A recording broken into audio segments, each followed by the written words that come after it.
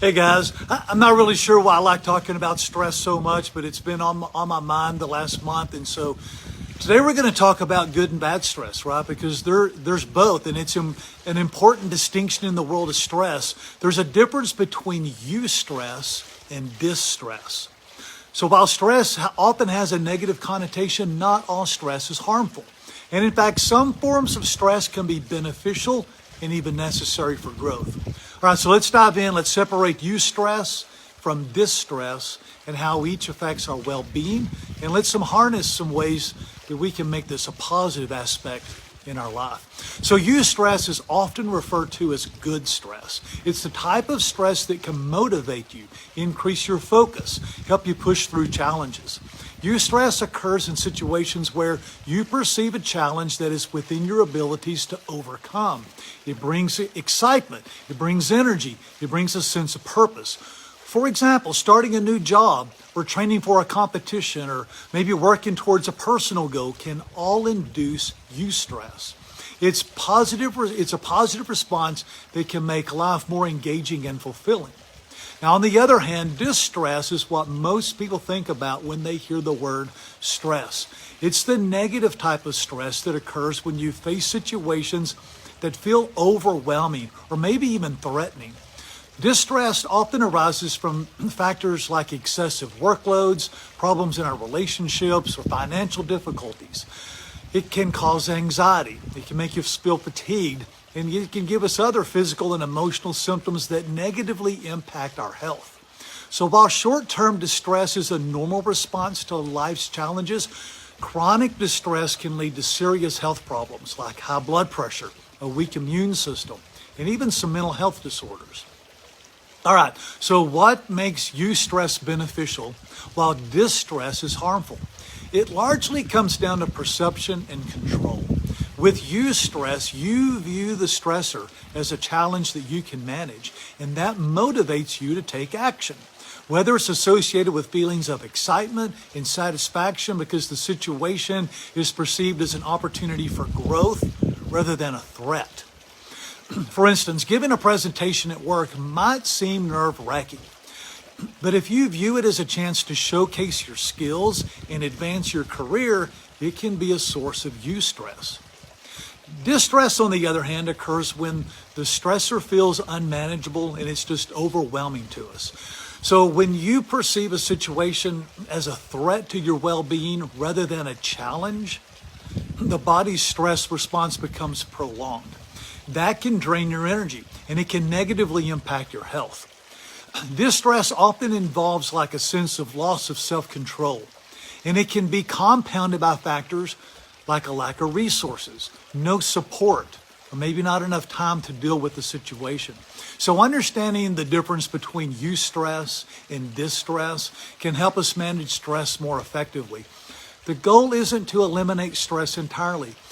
It really should be to increase the amount of eustress in our lives while minimizing distress. All right, so here's what we can do to try to achieve that. First, let's reframe our perception of stress. When we're faced with a challenging situation, try to view it as an opportunity for growth rather than a threat. Shifting your mindset from, I can't handle this, to, this is difficult, but I'm capable of figuring it out, that can help you move from distress to eustress. So if you're facing a tight deadline at work, focus on how meeting the challenge can improve your skills and showcase your dedication. All right, second, set some achievable goals. Break large tasks into smaller, more manageable steps. That helps to avoid feeling overwhelmed. When you achieve the smaller goals, it creates a sense of accomplishment and it keeps the stress in the eustress range. And then celebrate those small wins along the way. That can be a big boost of motivation and it can provide positive reinforcement to keep the process going. Third, seek out some healthy challenges. Let's purposefully engage in activities that are going to push us outside of our comfort zone. Those will help build our resilience and our experience as we do, and in our experiences. Then eustress could be anything from learning a new hobby, taking on a fitness challenge, or even setting a personal development goal.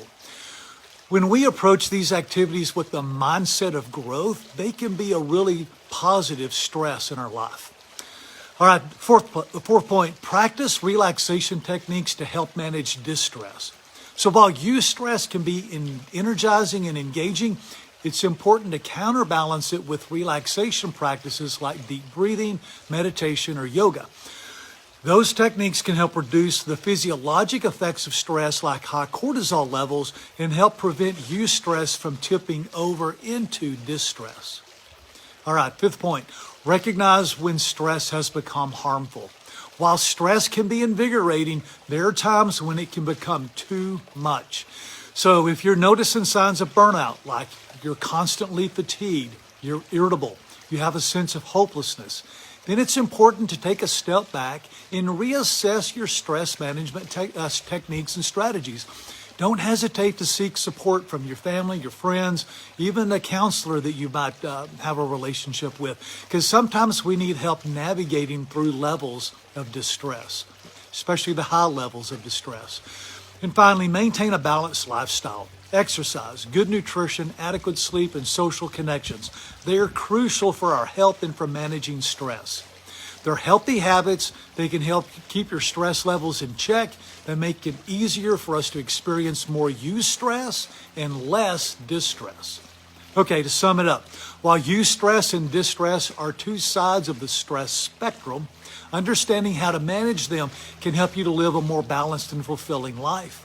By reframing challenges, setting achievable goals, and practicing relaxation techniques, you can harness the positive aspects of stress while minimizing its negative effects.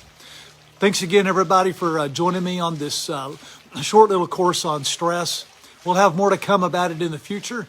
And in the meantime, be on the lookout for the next series that we're going to produce.